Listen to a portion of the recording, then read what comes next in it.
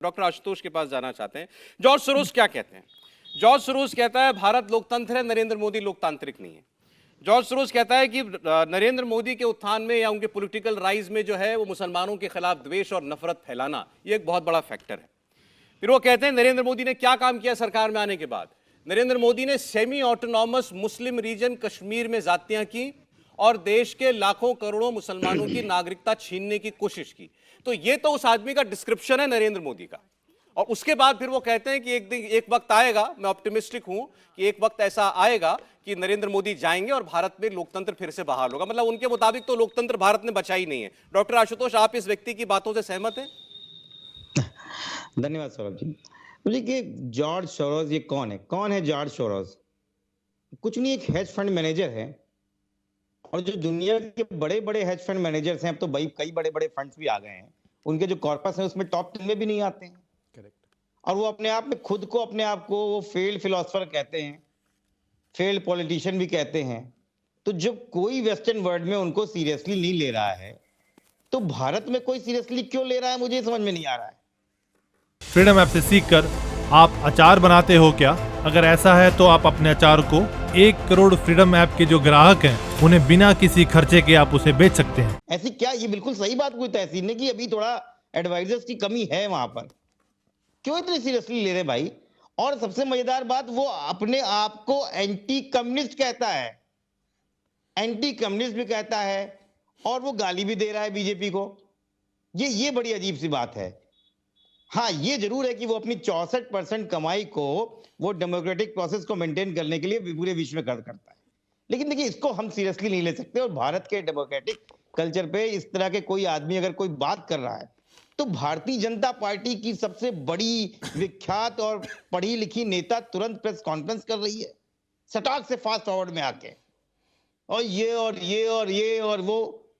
फिर क्या हुआ भाई? इतना ही फास्ट फॉरवर्ड तो जब आप बता रहे थे मोदी और अडानी दिन भर एक दिन चला पार्लियामेंट में, एक फास्ट फॉरवर्ड का एक लफ्ज बोल दिया होता तो शायद बात ही ना होती। लेकिन यहाँ फास्ट फॉरवर्ड होके चले आएंगे। ठीक है, इसीलिए भारतीय जनता पार्टी में परेशानी है। तो क्यों कर रही है वजह भाजपा भी ऐसा? है। चलिए आपकी बात को आगे बढ़ा रहा हूं। बीजेपी को फायदा होगा इससे, आपको लगता है? ये बहुत बड़ी बात है। देखिए, बीजेपी जो जितना मैं समझ पा रहा हूं, जितना हम लोग समझ रहे हैं, बीजेपी तो एक जबरदस्ती इसको कैच करना चाहती है। इसको कैच कर लेगी।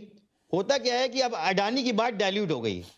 अब क्या हो गया, पूरा पैट्रियोटिज्म वर्सेस, ये कांग्रेसियों से जरा कह के दिखाइए कि अडानी की बात डाइल्यूट हो गई है। नहीं, बिल्कुल। देखिए, आप नैरेटिव बनाने का तरीका है, और जो हर्षवर्धन जी समझ ही रहे हैं, सब लोग समझ रहे हैं, आप भी समझते हैं। अब कोई अडानी की बात थोड़ी, अब कहोगे देश पे खतरा है, देश पे दुष्ट आत्माओं का खतरा है, वो हमारे देश के प्रधानमंत्री और डेमोक्रेटिक कल्चर पे अटैक कर रहे हैं, आओ सब लोग मिलकर अटैक उसको बचाएं। और देश लड़ना सीखा है, पहले भी विदेशों से लड़े हैं, अब भी लड़े हैं। कौन है अडानी खत्म। अब आओ जॉर्ज सोरोस की बात करते हैं। तो कहने का मतलब ये है कि जो सीरियसली जो वेस्टर्न वर्ल्ड नहीं ले रहा, उसको सीरियसली बीजेपी। अब जॉर्ज सोरोस क्या इतना छोटा आदमी है, उसकी बातें इतनी हल्की हैं कि भारत सरकार को उसका संज्ञान या नोटिस लेना ही नहीं चाहिए था? अभिजीत से पूछना चाहते हैं। अभिजीत ने इनके बारे में जरूर और जानकारी रखी होगी। बताइए अभिजीत, बीजेपी को पॉलिटिकली सूट करता है जॉर्ज सोरोस का बयान, इसलिए उसको मुद्दा बना रहे हैं, या बाकी जॉर्ज सोरोस कुछ दम रखता है, हैसियत रखता है?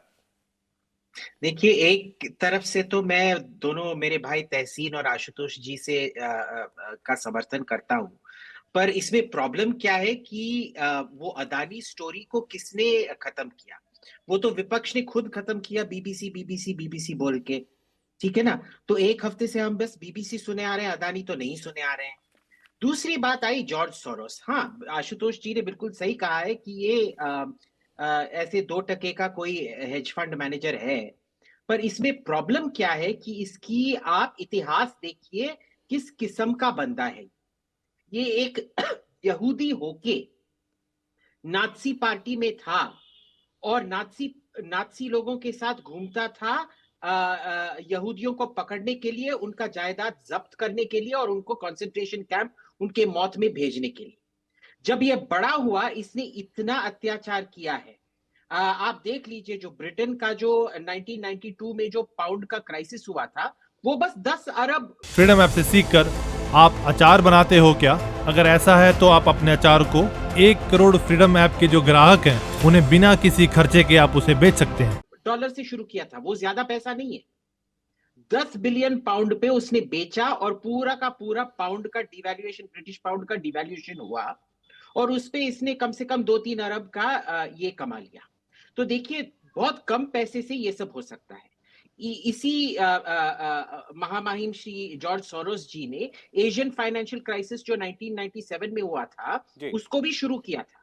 उसमें 10,400 लोगों ने आत्महत्या कर ली थी। उसका खून, उन यहूदी, उसके यहूदी भाइयों का खून भी उसके हाथ पे, उनका खून भी इसके हाथ पे। ठीक है।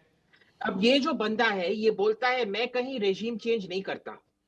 जॉर्जिया में जो रोज रेवोल्यूशन हुआ था, जॉर्जिया का जो नया सरकार बना था उस रेवोल्यूशन के बाद, वो खुद आके फिर बोलते हैं अरे जॉर्ज सोरोस हमारे गुरुदेव हैं, उनके बगैर हम रेवोल्यूशन, हम ये घुसपैठी कर ना पाते, हम गवर्नमेंट बना ना पाते। ठीक है। इन्होंने ऐसे कोई भी जगह नहीं है, रूस, कजाकिस्तान, उज्बेकिस्तान, जॉर्जिया, हंगरी, खुद अपने हंगरी जहां वो पैदा हुए थे उधर से वो बैंड है। इंडिया टीवी हर वक्त हर जगह डाउनलोड करने के लिए सर्च करें India TV news Google play store या ऐप स्टोर पर।